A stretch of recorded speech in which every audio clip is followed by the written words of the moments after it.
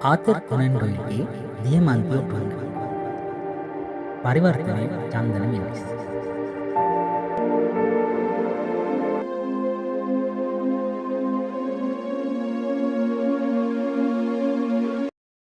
අපේ නිවහනේ උඩුමහලේ ඉදිරිපස කවුළුවෙන් වීතිය දෙස බලාගෙන සිටී මම මගේ මිත්‍රය ඇමතුවෙමි.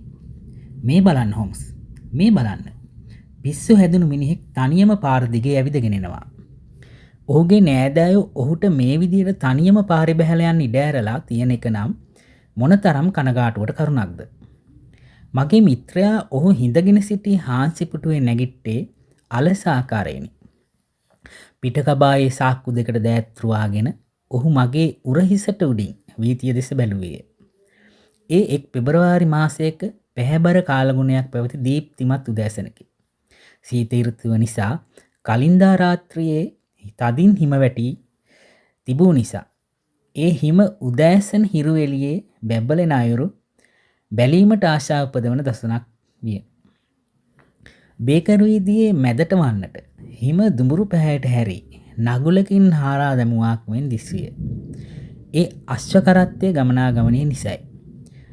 පාරේ ලිස්සන සුළු ස්වභාවය නිසා පයින් ගියේ ඉඳහිට කෙනෙක් පමණි. ඇත්තෙන්ම මෙට්‍රොපොලිටන් දුම්රිය පොළ දෙසින් ඇවිදාවේ මා කලින් සඳහන් කළ පුද්ගලයා පමණි. අවුරුදු 50ක් පමණ වයස් වූ ඔහු උස මහත සිරුරක් තිබූ අයෙකි. වැදගත් පෙනුමක් තිබූ ඔහුගේ මුහුණ බොහෝ සෙයින් රැලි වැටී තිබිණි. මේ ජීවිතයේ මුහුණ දීමට සිදු අත්දැකීම් සම්භාරය ප්‍රකාශ කළ ඒ ආකාරයෙන් විය යුතුයි. අලු පැහැති කලිසමකින්ද කළු කබායකින්ද සැරසී දිවිසෙන හිස්වැස්මක්ද පැලන් සිටි ඔහු ඇඳුමෙන් නම් වත් පොහොසත්කම් ඇති පුද්ගලයෙකු ලෙස දිස්විය. එහෙත් හැසිරීමේ ඌයේ ඊට වෙනස් ස්වභාවයකි. විටක ඔහු වේගයෙන් පියවර කිහිපයක් ඉදිරියට දුවාවේ. විටක හති දමමින් නැවතුණේ. දෙපා වෙහෙසා ඇවිදීමට නුහුරු බවක් දක්වමින් අපහසුවෙන් උඩ පැන්නේ.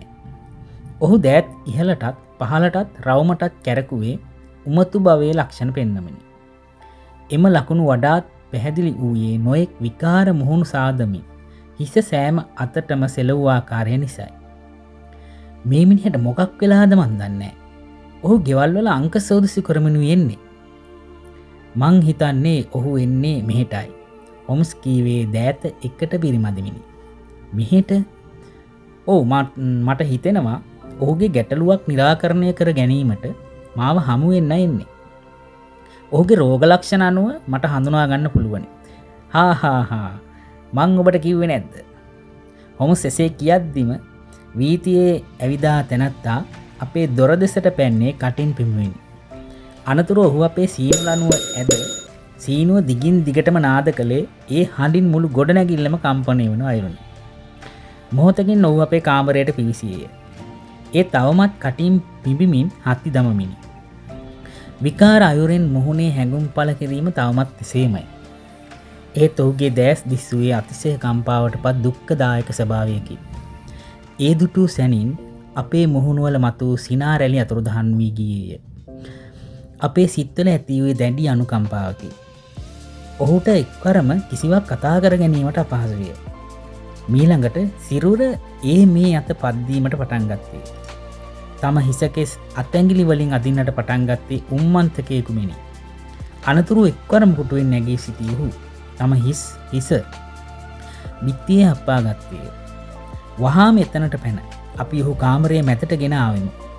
සැප පහසු පුටුවක් ඇද අමුත්තාහි වාඩි කළ හොම්ස් ඒ සමීපයේ අසුන් ගත්තේය. අනතුරුව ඔහු අමුත්තාගේ අතට තට්ටු කරමින් ඔහුගේ හිත සංසුන් වන අයුරින් සුහද කතාබහ කැරඹුවේ. ඔබ මෙහෙට ආවේ ඔබේ ප්‍රශ්නයක් ගැන මට කියන්න. එහෙම නේද මහත්තයා? හිත කලබල වීම නිසා ඔබ හරි මානසික පීඩාවකට පත් වෙලා ඉන්නේ. හිත සංසුන් වෙනතුරු ටිකක් වෙලා ඉමු. ඊට පස්සේ ඔබේ ගැටලුව ඉදිරිපත් කරන්න. එතකොට ඔබට ඇති ඕනෑම ප්‍රශ්නයක් ගැන කතා කරන්න මං සූදානම්. එය විසඳීමට මගේ කැමැත්තෙන්ම මං සම්පූර්ණ උත්සාහය යොදන්නම්. හොම්ස් කීවේ අමුත්තා ආශ්වාසනිනි.